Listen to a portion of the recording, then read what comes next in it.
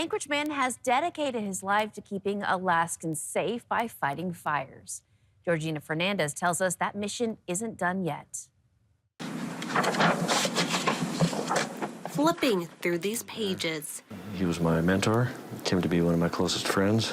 It's a flood of memories. Every single person in here I can tell a story about. For Chief Douglas Schrage at the Anchorage Fire Department, memories.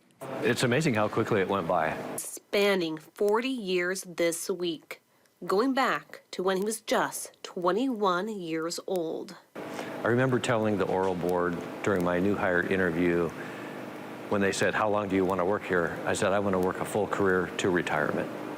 And I'm still working on that. Back when fighting fires looked different, using devices that are now stored away at the Alaska Fire Service Museum Association. You know, things that are in the museum are referred to as artifacts, and they're things that are old. But these are things that I used on the job.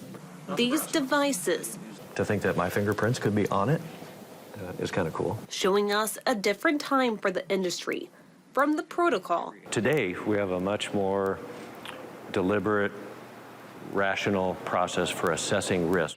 To the flames they battled. 40 years ago, typical home furnishings were made of wood and wool and fabric and cotton.